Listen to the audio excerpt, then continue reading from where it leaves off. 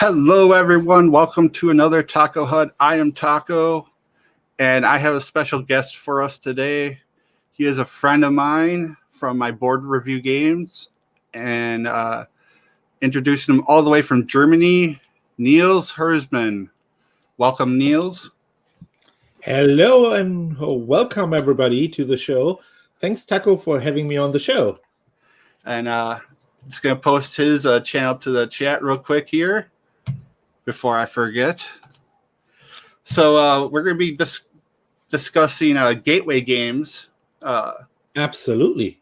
But before we get to that, I thought we'd discuss about you, what you all do. You know, obviously, I know you from your board game review days, and you still do that. You know, cool. With playthroughs and board game reviews. You do that through your. Let's see if I can pronounce this right. Cyril's Brettspiel. Yeah, not bad. Not bad. Okay, you say it. Cyril's Brettspiele. There we go. Yeah, I butchered that. Very close. That's all right. So you still do that. Yeah, I just posted a link in channel. But what else do you do? Yeah, welcome, audience. My name is Nils Herzmann from Germany, live from Germany right now. So it's for me almost late in the evening. And as my friend Taco said, we know each other since how many years? 5? Oh, I think it's been a little bit longer than that. Because I want to say, because try to think. Yeah, it's been roughly, I think, 7.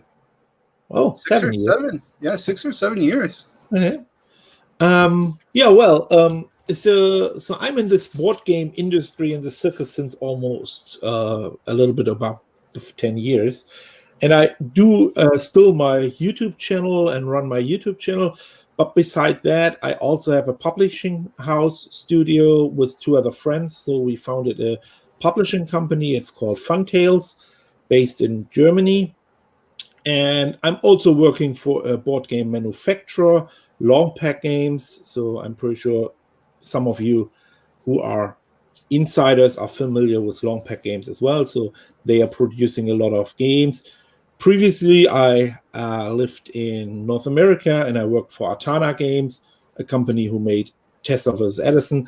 So yeah, I'm in this circus since years, and I'm doing a lot of different roles. Let's say it like this. Yeah, and I remember the way me and Nils met was Gen Con one year, and I decided, you know, I had just started doing reviews, and I was just writing them in Board Game Geek. And I decided I was going to try and get a press badge, you know, at last moment. And so I hop in line, and lo and behold, Nils is in front of me, and struck up conversation, was very nice, and basically was stuck with me for what was probably a good hour of waiting in line. And, you know, a friendship developed from there. Yeah, I remember the moment too. It's funny. I had a couple of these moments in my life, and a couple of really good friendships started in that line, even if I still hate this line. I still don't know why Gen Con goes from Thursday to Sunday night.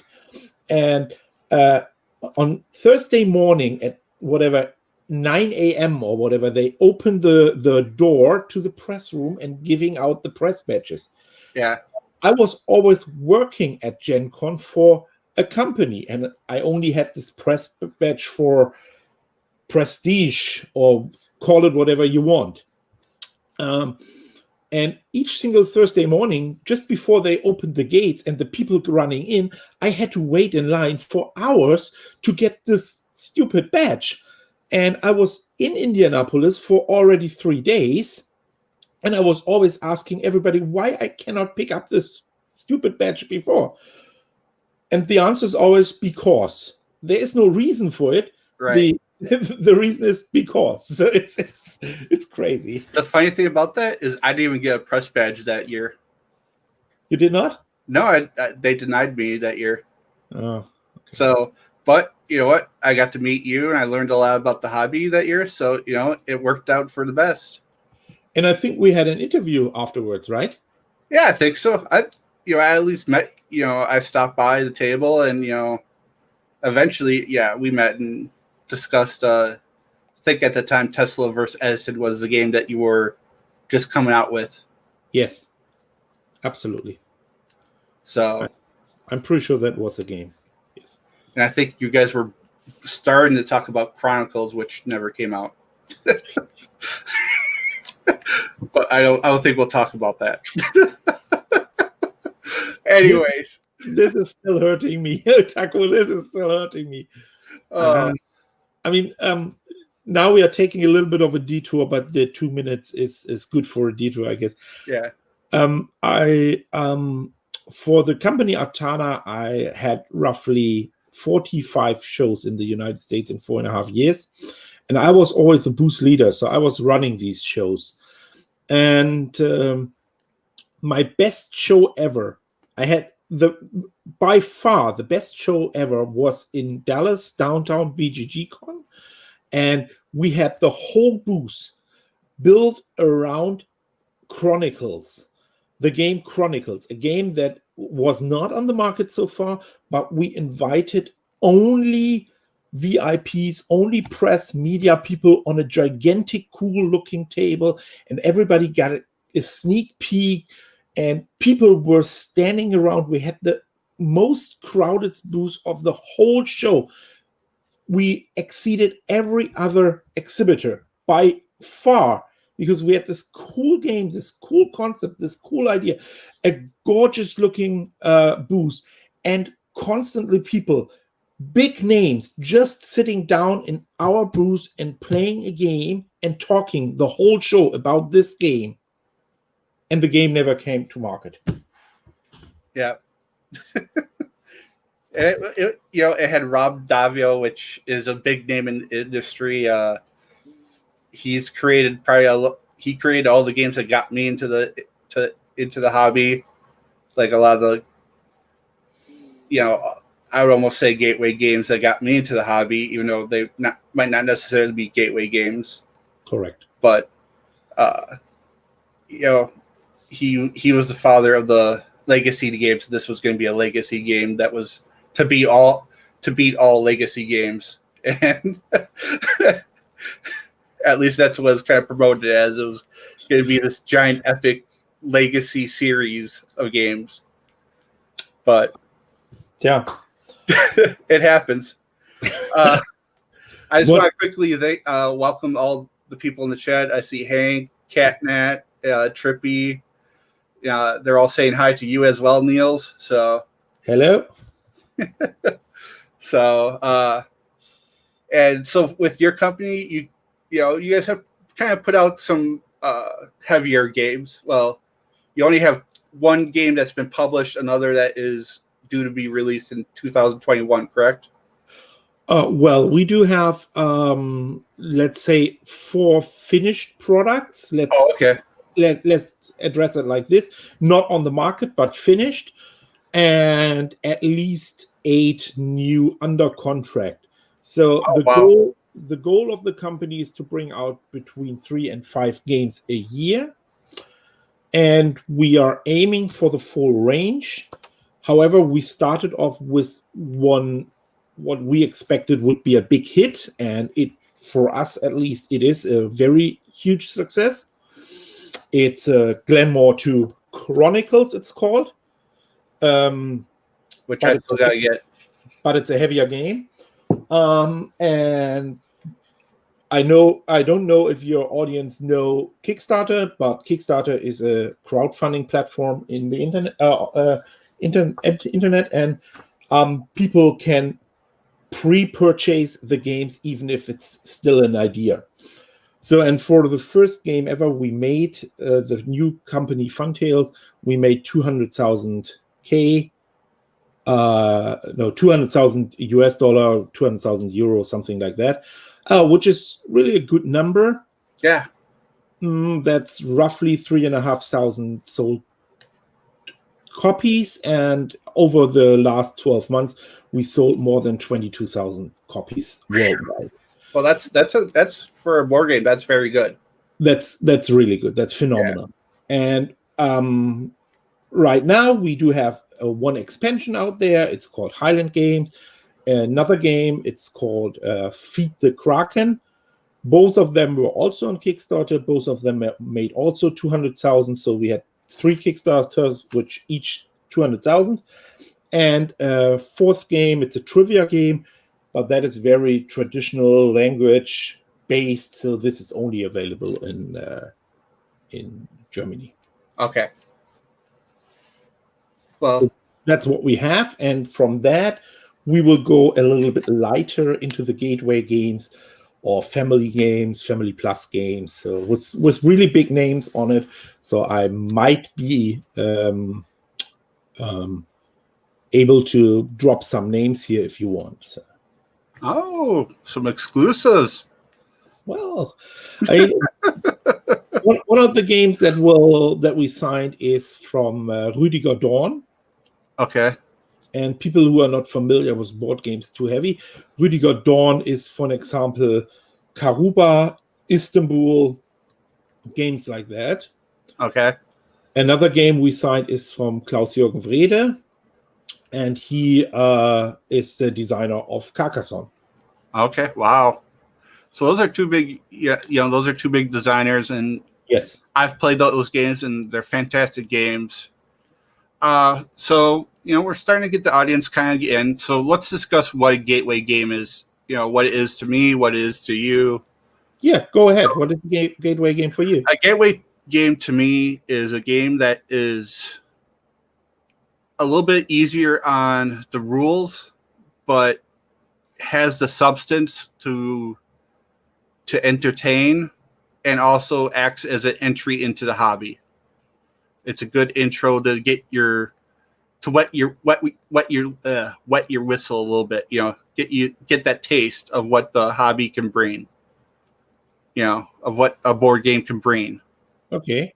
And something entertaining for family and friends. Okay. Something that you can drop on the table and easily teach someone in 10, 15 minutes top. You're not spending an hour teaching the table. That's the big thing for me. I agree with what you said. Especially the teaching part is really important for me. So if you need more than 10 minutes to explain rules, people who are not gamers or not familiar with games or not familiar in listening game rules for a long time, they're immediately dropping off and saying, hey, let's play whatever, Uno or some other games that right. they Taboo or something like that. I already spoiled one of my games there for a second on the screen. Which is a good one. Yes, it is a fantastic one. It's a good example for it. Yeah. And but another factor that is a gateway game for me to add that on top is the length of the game. I think if a game takes more than 45 minutes and it's really a group of gateway gamers, they have never played a game before, then 45 minutes is the magic number. Maybe an hour, but everything that exceeds an hour as a playtime, including rules, forcing people to sit around the table and focusing on the game, 60 minutes is the absolute maximum for me. I think that's true for the most part, but if a group of people can really get into the game, then you might be able to get past that. And I think like one of my games, I think can get past that. Then I would not consider the group as gateway gamers any longer. Then they are at least very interested in it. Okay. So gateway gamers, like if it's their first time ever playing a board game and they just happen that the game just catches them that much into it right away. Honestly, I never happened that. That You haven't never, had that happen? never. I've had that happen with this one game. But on the other hand, I have to say it's nearly impossible in Germany to find someone who never played a game at all. Yeah, see, here in America, you'll get the people that have played Monopoly and Hungry Hungry Hippos or Battleship, but not necessarily have played the next level of games. Yeah, I would say at least in my peer group, there is almost no one who's not familiar with at least 5 to 10 games. Huh. Okay.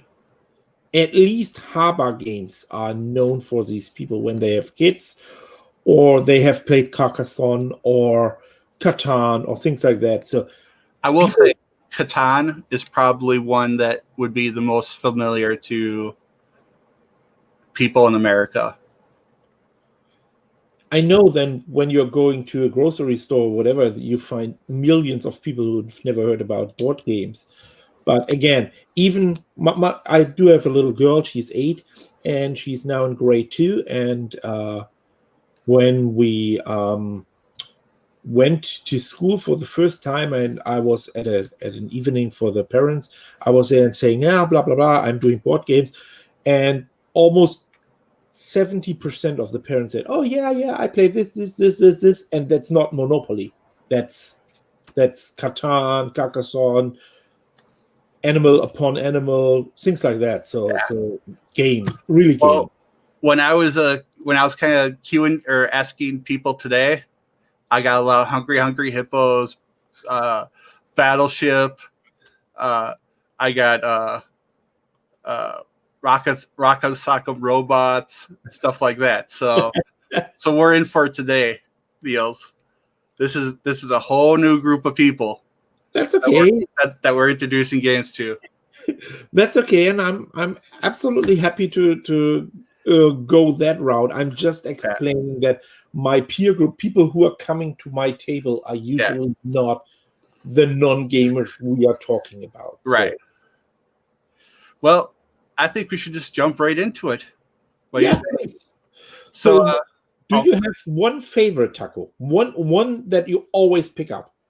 One I would say that is my go-to is Ticket to Ride. And here, I'm going to pull that up right away on, let's see here. Share screen. Sorry, I'm talking to myself here.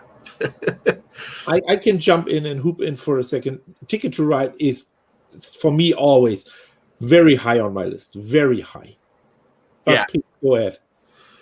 Well, it's a good 2 to 5 player game. You'll be drafting these cards, different color cards that you'll be using to spend on routes. And the whole point is to try and complete tickets. Let's see if I can find a ticket card here. Trying to find a ticket card on Board Game Geek, but I can't really find one. But basically, you're trying to complete routes, and kind of showing in the right corner that you can see that. Oh, yeah, in the right corner. Ooh, there we go. In the right corner, you see a card. It'll tell you how many points. It'll show like connect Los Angeles to New York, and you can see the yellow person has connected Los Angeles all the way to New York via that route, and so he'll have 21 points at the end of the game. And so it's a victory point game, and it's a fun game that anyone can get into. Basically, each turn, you're going to be taking an action, whether it be drawing some cards to put into your hand, to building up the color cards. It's called set collection. You're collecting trying to get a set of colored cards to be able to play, or the other action is you're gonna be playing those cards to lay down some trains, or the third action is actually to be collecting a new route to collect victory points from, and that's random. And it's a great 2 to 5 player game for the family. So I highly recommend that game. That's probably my number one recommendation. I will definitely second that. So that has a good table presence. It's there. It's a lot of fun to play. It's easy to teach. Everybody can play it. So yeah, this is one of my favorites as well. No question about it. And also, if you're not interested in necessarily purchasing the board game right away, it's really cheap on your tablet, or they even have it on, like, I think Nintendo Switch and PlayStation 4 and PC for like $3.99, and you could give it a try that way too. And it's a fantastic game just to play even solo. I'll play it on my tablet just to relax. Now we are sticking into something that I have to answer. So I think one of the points why I like board games is the camaraderie around the table, the people around the table talk. I know it's COVID, it's hard right now, but in general, the stories that are created by sitting around the table and talking and having fun, and a tablet, an application, PlayStation, whatever, never can get that experience. Never ever. So that's the reason why I would never recommend a technical solution over a board game. Right, and the only reason I was suggesting that was just to give them a taste of what the game might play like. I can see where you're coming from and why you mentioned it, but I'm saying, so everything that is a board game for me is destroyed by an application. So I completely understand you there, and I 100% agree with you that there is nothing like playing on an actual table with friends and or family, and just having playing and shooting the breeze and just having fun. All right, let's shoot the next start. Probably I can bring out Okay. something that is really new on the market, and it's fantastic. Please pull up Hues and Cues. Okay, you're gonna have to spell that one for me. Oh, clues. Hues and Cues. So color nuances and clues, but cues, the short word. Hues and Cues. Hopefully an S. Yes, and okay, yes, there it is. So this is from 2020, so brand new. It's from the op, and now bring in the first picture, please. The first picture, please. The first picture, this one. Yes. Correct. So the idea of this game is you get a card, and on that card you have 4 different colors, and the numbers and the letters is just a coordinating system to figure out which color it is. Let's say we are talking about M5. So okay. M5 is something that is right between brown and red, and you have one word to describe that color tone. Go ahead, Taco. That's all the rules you have to know. Describe with one word a color. And obviously, you are not allowed to show the card, and you are not allowed to say M5, obviously. One word. Go ahead. Oh, man.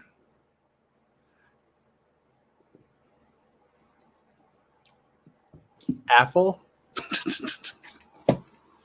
Wow, that's interesting, because for me, an apple is green. But we play the game right now with the audience. Hank, Carl, Joe, Lemon, please, I invite you to, let's say, take one of the pink ones, let's say G9. That's right under the black box. This pink. Think about one word that describes that color tone. Just one word. Describe it and put it in the comments while I'm talking a little bit more. So, and then everybody in clockwise order is guessing which color I mean. One word, just one word, guys. So, and everybody's guessing what I meant with the one word. So maybe I say lipstick, maybe. So for me, lipstick is one word because we are in Germany and we're putting everything in one word. Anyway, and if that is a good guess and everybody is guessing correctly, I can collect points. But if I'm not satisfied with the output, I can say 2 additional words. But that's it. And everybody is guessing. It's a game for, I think, 3 to 10 people. So the max is 10. Okay.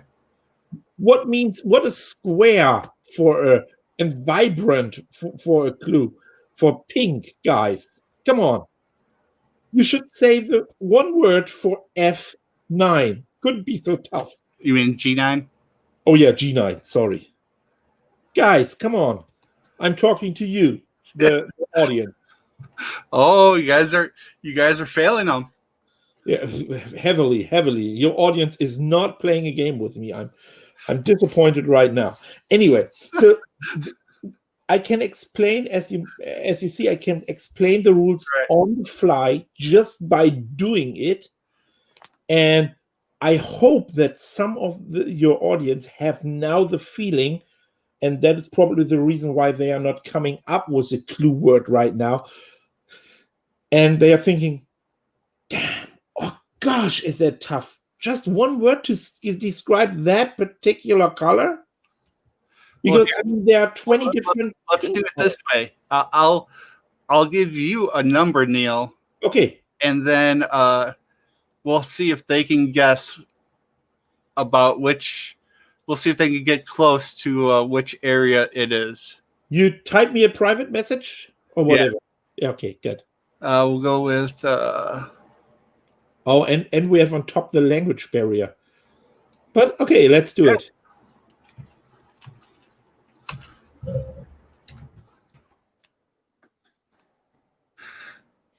Let me double check if I can figure out where it is. Okay, it's there. Oh. Whew. Okay. So, all right, guys. He's going to give a word, and you guys try to give the approximate location. We'll try to go a little bit easier on this. We're going to go approximate location. So in Germany, that is one word. Therefore, I'm trying to describe it a little bit, but I'm not trying to bend the rules here. When you have a blue eye, we call that violet. Veilchen. The blue eye after a shot. The tone that you have. You're calling it a shiner. A shiner? Yeah. Okay. So my word is shiner. Shiner is the word that I'm saying, and people like me who don't know what a shiner is, after a fist fight, a day after, you have a shiner. Hopefully that's correct. All right, guys. So people, based off the picture here, I'm going to enlarge the picture as much as possible for them. Now, it doesn't really enlarge it that much more, but. So what is a shiner? Let's see here. Let's see who gets it the closest. We got J17 so far. Thanks so much, Catnat, that you are the first one who coming out of the box. I like that. So J17. But anyway, I think everybody get a good sense of how the game works. And for me, this is a brilliant. Oh, now J20 M14. Ooh, someone's going J20. So they're going a little bit more of the green color. M14. So we're going a little bit darker down here. Yeah. This is getting close. Yeah. I gotta count it out now. to see who the winner is.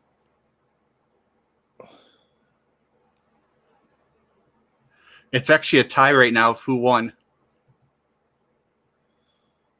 All right, let's reveal what it was. So All right, it was J14. yeah, it was J14. So this is for me the real dark color after 1.5 days when you got that swing. Yeah. So again, you only have to say one word. You can use brand names. Maybe there's a famous brand that uses this particular color. So for an example, when we have this pink, I use usually T-Mobile. T-Mobile has this. They even created a color. It's called magenta. So in Germany, the word magenta was never known before. T-Mobile picked that color up. So. Okay. So this is one of the newer ones that I think it's brilliant. Yeah, And I could see where people would really, it's a little challenging game. I mean, I had a really hard time coming up with one word for the one you gave me. Like, I was just sitting there going, I think the reason why I picked that as the first one is simply because I can explain the rules on the fly. This is really important. Everybody was immediately in playing the game in under a minute. Okay. So the next one I'm going to go with is one that I think is perfect for kids. Go ahead. I'm interested in. And it's from ELO, Kina Tokyo. Ah, okay. It's the, big monsters. You're rolling 2 huge dice. Kina the Hill. Very simple to teach. Yeah, you got the cards that, with the text. But, I've even done it with where, you don't even have to do the cards. You just do it with the dice. A simplified version with the kids as like a beginner version almost. So kind of get I'm going through the art here. Let's back that up a little bit here. See if I can't find a good picture.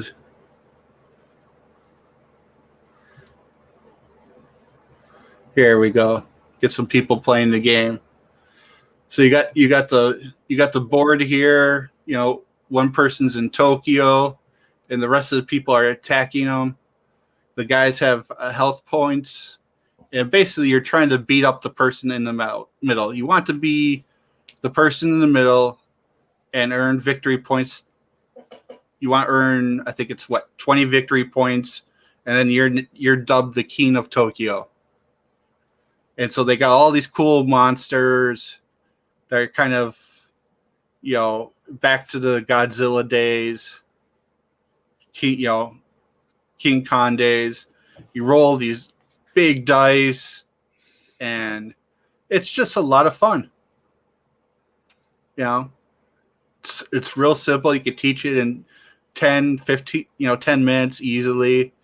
Plays in 45 minutes tops. Oh, usually way faster, 30 minutes. I mean, what do you think, Nils? I really like it. I enjoy it. It's not exactly my cup of tea. I'm not a huge fan of dice, so especially dice that are used to determine luck, and this is very luck based. So this is a very random thing, and I'm not a huge fan of that. And on the other hand, I also wanted to show a little bit more the variety of what games can do. And this is, for my taste, a little bit too close to classic Yahtzee games. Okay. Well, yeah, it does have the Yahtzee element of, you can roll, you get to select the ones you want to keep and then roll again. Yeah. Select the ones you get to keep and then roll again, So to again, in Germany, we don't have people who never played games. So I really try to show people that there's more than just Yahtzee or Monopoly. So, and this is for me too close. That's the reason why I would never take that. See, Cat that says she's good at craps, so she likes to roll the dice.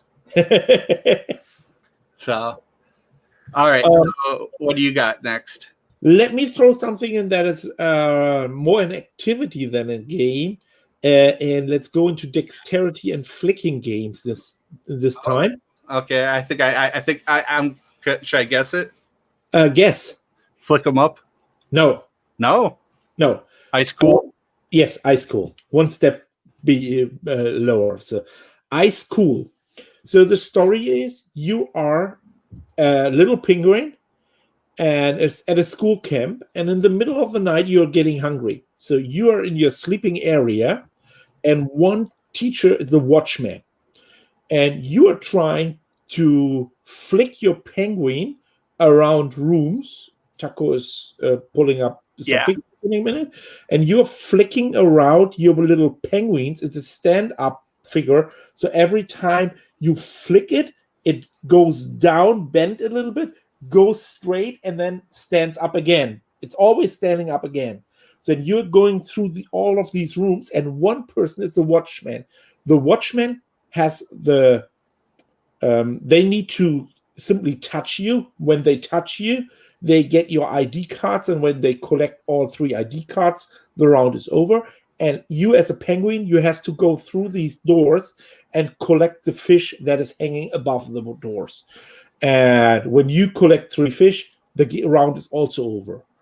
And it's really, you just flick through the rounds, your penguins.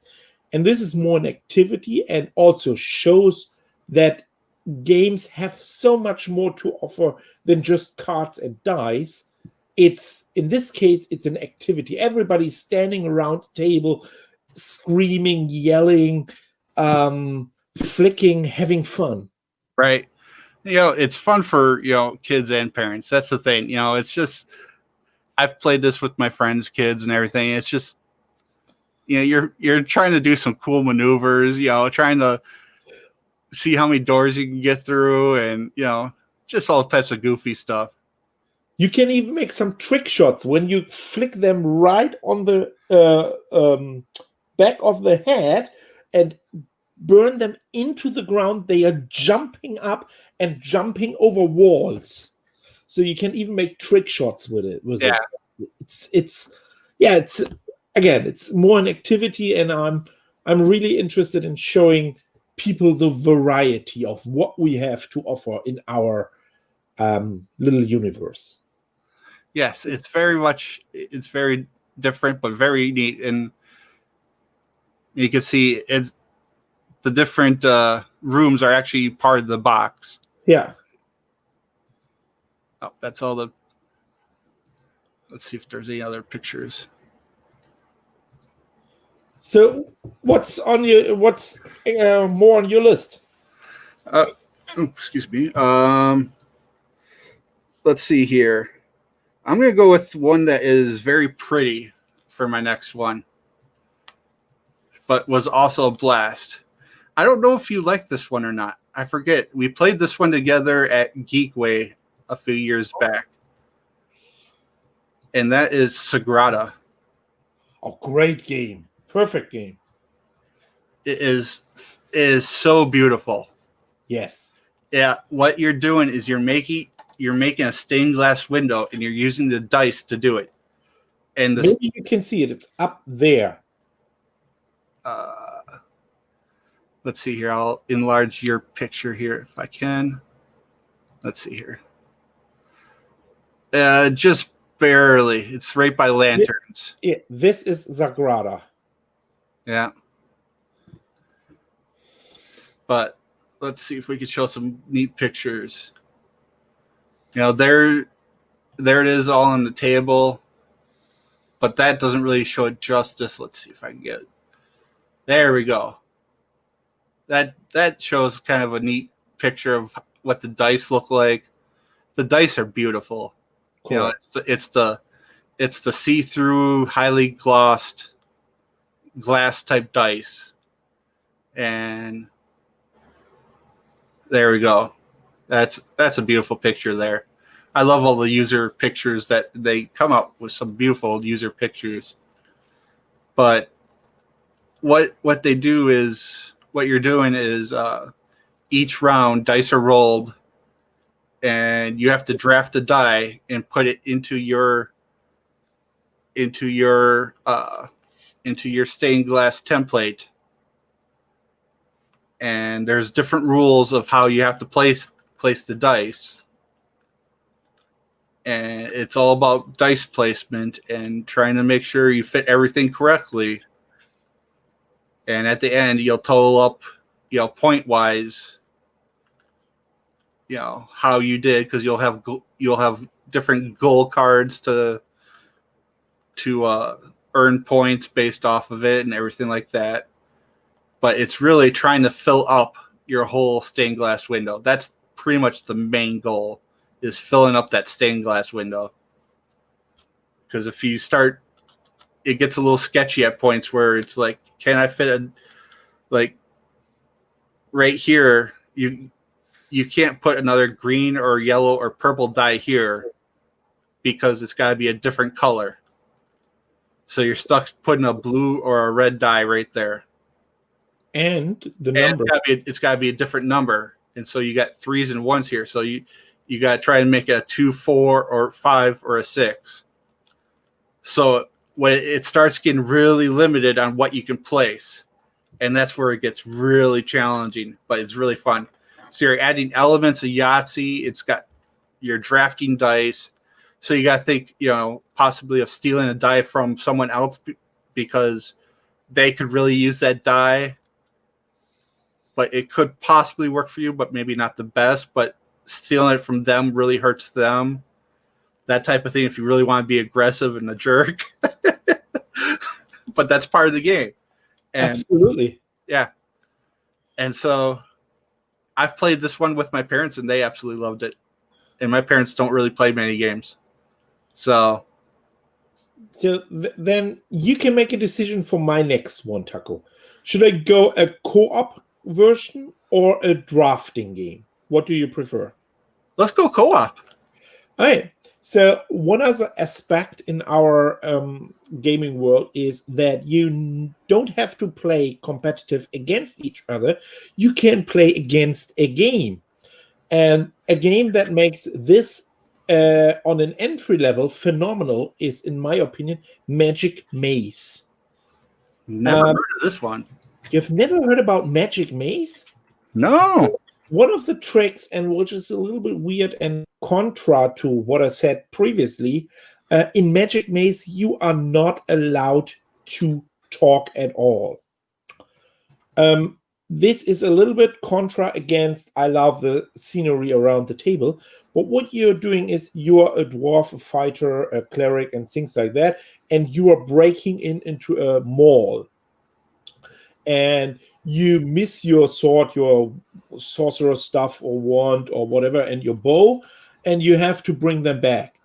And you start off on one of these tiles in the middle, and each of the meeples, we call this wooden pieces meeples, can go. And you see these blue tiles. So let's say I'm sitting right next to this sand timer here.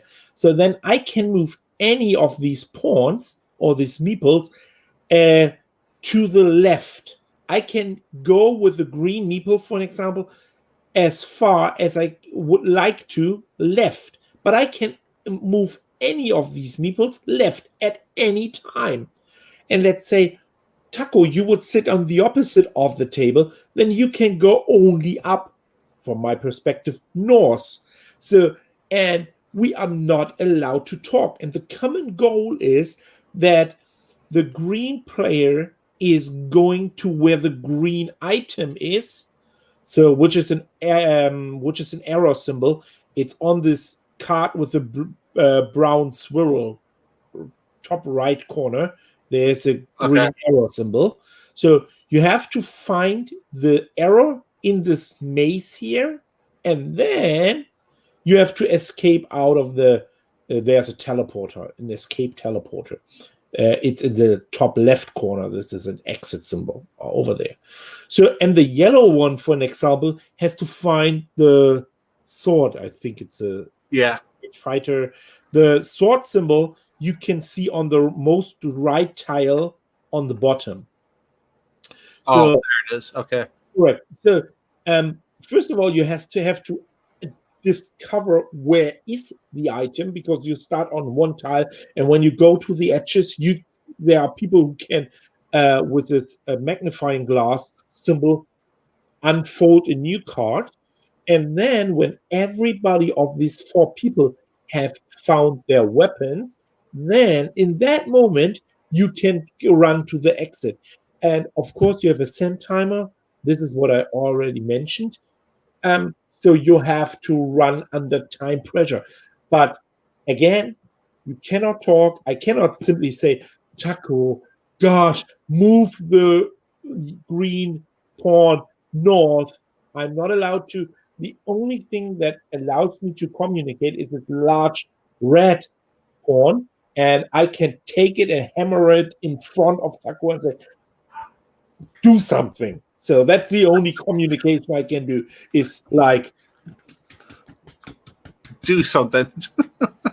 So, and what Magic Maze does really good is it starts very easy, very few rules, just the rules I explained right now. But later on, you're getting more rules. There are teleporters, there are time bombs, there are watchmen coming. There are more and more stuff coming out. Okay. And so the game gets more cards, more rooms, more tiles, all of that. So you are learning by playing the game. Fantastic. So my next one, I haven't played this, so I might have to give this a try sometime. It won Spiel des Jahres. I'm surprised that you are not at least aware of that. No, I've never heard of it. It's more an experience. Again, one of the purposes of this video is for me to show the people who are not familiar with games what games can do. And this is a co-op, which is completely different to the other things we talked about, because all the other things are very competitive. This is just, a great one. Yeah. So this is the one I thought I would show next was Barren Park. You're in charge of putting together a bear park, and to do so, okay, let's see here. Let's find some good pictures. Let's get to the good pictures here. There we go. So what you're going to be doing is you'll be expanding your park, and you'll be putting out different exhibits, different bear exhibits, like grizzly bears and panda bears and polar bear exhibits. There'll be different size tiles that you'll have to kind of arrange on your board to make fit, and you'll get points based off of those tiles. And I don't remember too much of how to play and everything, but it's all about trying to fill up the spaces on your park. You start off with like one square because this is actually 4 different square tile maps. And you start off with one, and you got to try and start filling that up. And once you kind of fill that up and expand that, then you can expand further and further. And I forget what lets you actually get the different tiles. Whenever you place a tile, you are allowed to place a tile, and underneath on the board itself there are icons, and the icons you are covering up allowing you to pick new tiles. Okay, that's what it is. So on these cards, there is no blank card, but on a blank card you would see there are icons, and icons these are color coded, so there are large tiles, medium tiles, and whatever icon you're covering up. That means you are allowed. There you There can we see. go. That's what it was. So with this heavy machine over there, you can grab a very large tile, and with some others you can grab smaller tiles. So on the playing board where you sort out these tiles, you can see under the river tile in the upper right corner. Yeah, there's a symbol right of that. Okay. So this Yeah, this that has the symbol means wheelbarrow. So whenever you cover up that, you can pick one of these tiles. So okay, that's how you get the tiles, and on your turn you lay a tile and take the according action that you cover up. that's right. And you can lay out your square boards however you want. They just have to have a full square or a full side touching. Yeah, just one side touching, that's enough. Yeah. Correct. But you're getting points based on if they are connected or not. So there are a couple of rules how to get points. Yeah. Yeah, I will throw in one more, I guess, and then I can see it's almost time to say goodbye. But I will say Draftosaurus. Are you familiar with Draftosaurus? No, I don't even know how. If you don't know how to spell it, I put it in your private chat thingy. Private chat, okay, yeah, because I was gonna say, okay, draft this. Okay. So Draftosaurus is, as the name itself mentions, it's a drafting game, and you build basically you build a theme park out of dinosaurs you're drafting. So on the start of the game, you're getting 6 dinosaurs out of 6 different animal types in your hand, and you're placing them. One person is the active player. He has a die, and he's rolling a rule. So it's a normal 6 die, but on the die there are rules. So you have to place your dinosaur in the forest, or on the rocks, or on the right-hand side of the river, or on the left-hand side of the river, and things like that. And this is a die, correct? Yeah. And the person who's rolling, who's the active player, he or she can ignore the rules. So he or she can place wherever he or she wants. The other persons have to follow the rule. And you have 6 dinosaurs in your hand, and you pick one and you give 5 to the person on the right hand side. And then you do that until all dinosaurs are drafted. Then each player has 6 in their areas on the board. Then you draw another 6 out of the bag and do it again. So at the end of the game, you play exactly 12 rounds, and you will have guaranteed 12 of these dinosaurs on your board. And depending on where you place them, there are interesting placement rules. Like in one of these areas, only here, this one is a good example. There you have to have a couple. If you have a couple of 2, exactly 2 of them, it's worth 5 victory points at the end of the game. If you have just one of this is a T-Rex, by the way. If you have just one T-Rex there, it's worth nothing. There's another area where you might, here, this one, there you have to have different ones. If you have one different one, it's just 1 point.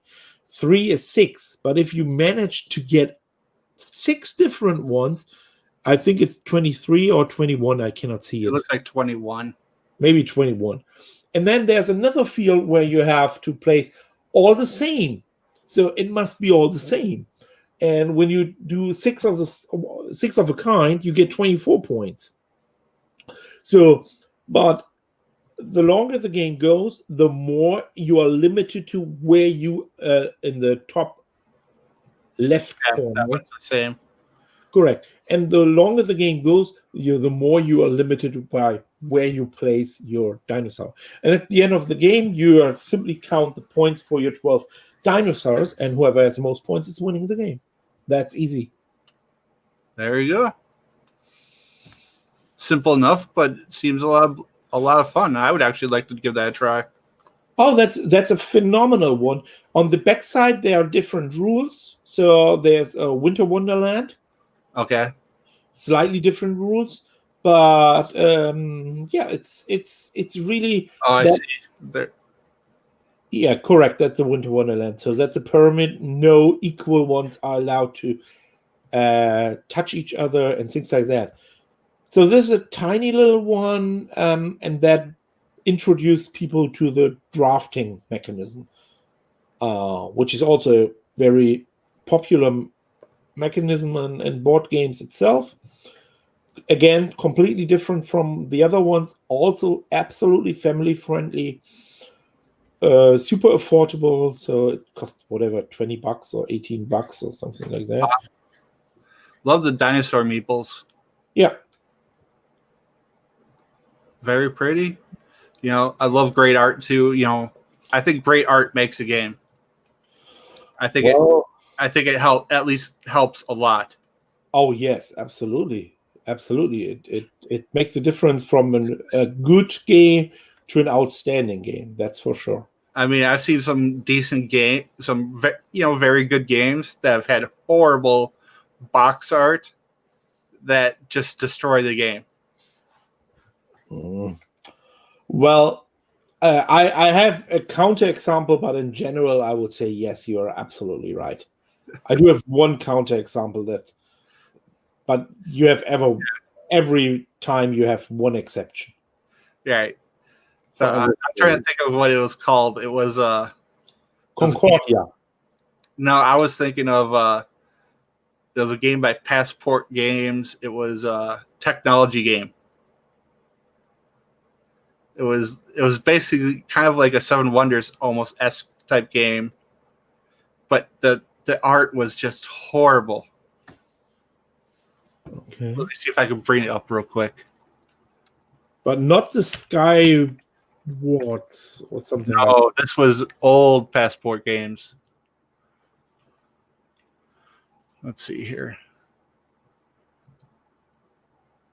I almost want to say it was NSKN.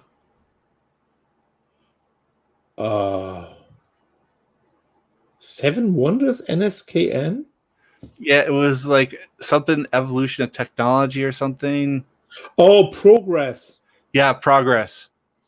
Yeah, it was a fun game, but let's see if we can't find the cover art here.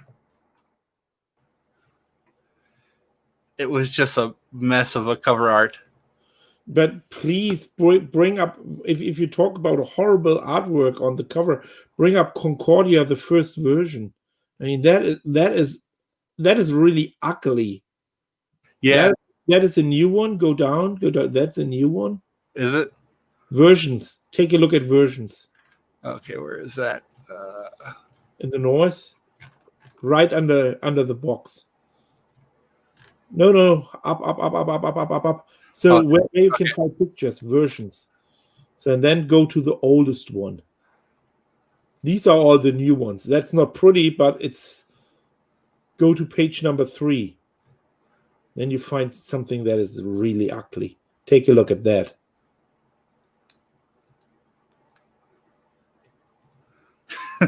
Yeah, that is not good looking at all.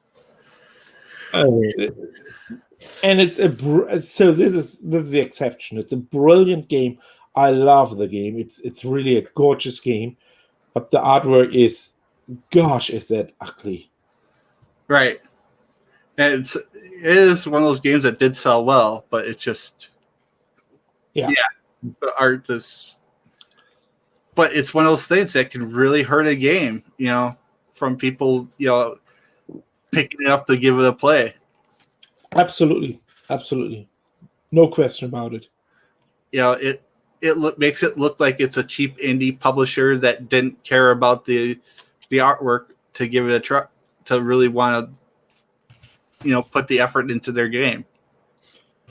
Well, there's a story behind that, but I will not dive deep into it. So, basically, this lady is one person, a female person, who he promised the owner promised that lady to be on the cover.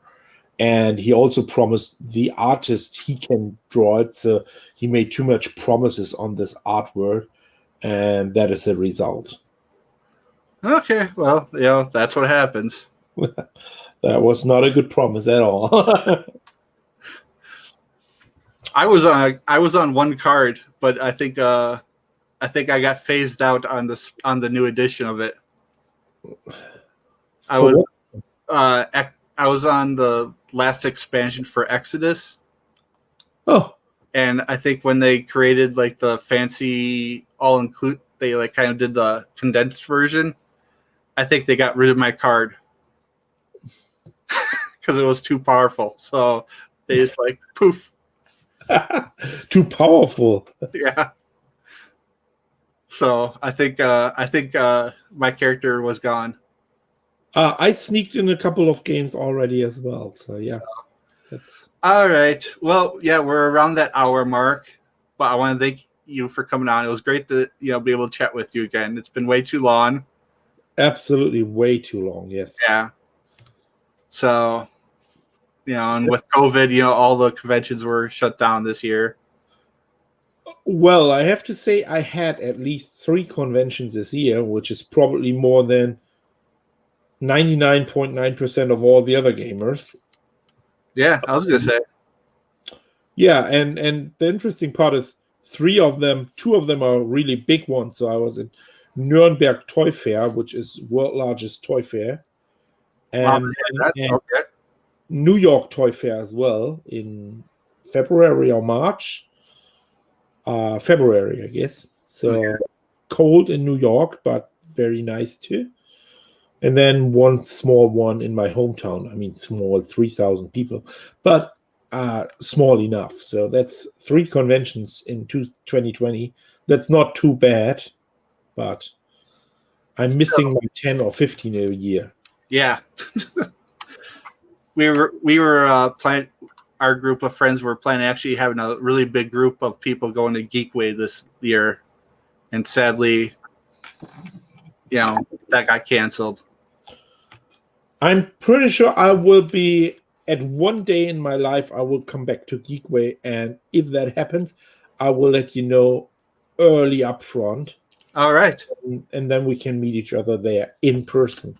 And whoever is on the chat still, and whoever wants to come to Geekway when I'm there, please let Taco know. Hi, Net Josh. Oh, okay. No, it's not for me. Please let Taco know, and I'm happy to say hello and play a game with you. So Geekway to the West is probably something you should figure out if you wanted to make the next step into nerd world. Yeah. I find Geekway to the West, it's in St. Louis. It's probably the best convention just if you just want to play some board games and just have fun. True. Gen Con and Origins are the big ones for in North America for just trying out new games and just this big crazy affair. It's gotten 25,000 people a day now. It's some crazy number. I'm probably I don't know. I'd have to look up counting the number. I just remember it's just you're jam packed in there like sardines. That's true, but yeah. I love and I really miss my convention. Sorry to say that. Yeah, no, I agree. I miss them too, and hopefully 2021, vaccine kind of kicks in and things starting to lighten up. I'm guessing it'll be closer to 2022 before things really we start seeing the return of conventions, and even then, I think it's going to change a little bit. Yeah, unfortunately, I think so too. But once again, I want to thank you for coming on, and I'm going to have more, I'd love to have you on again, of course, and I'm hoping to have more board game people on. Introduce this to more people, and yeah. I want to thank everyone for watching. We had let's see, Trippy, Catnat, King Leo, Lemon Kush, Peanut, and Joe Black I've seen on here. Thank you for watching. Those that watch it afterwards, thank you for watching afterwards. Please subscribe to Neil's channel. I'm going to put it into the chat one last time. A lot of his content is in German, but he does do American or English content as well. Highly recommend it. American content. To be honest, it's American content. I would describe my English more American English than British English. Even if I learned British English in school, I think it's more American these days. Yeah, and also I had the link pinned at the top for Children's Hospital Wisconsin charity. If you'd like to donate to that, I'll also have that pinned in the comment section. Great charity there that I'm doing for the next couple days. So that's always a great charity to donate to. Other than that, I wish you all a great week, and I'll see you again next Thursday, hopefully. Bye-bye, and it was a pleasure for me to be here, and have a great night to all of you. All right. Thank you all.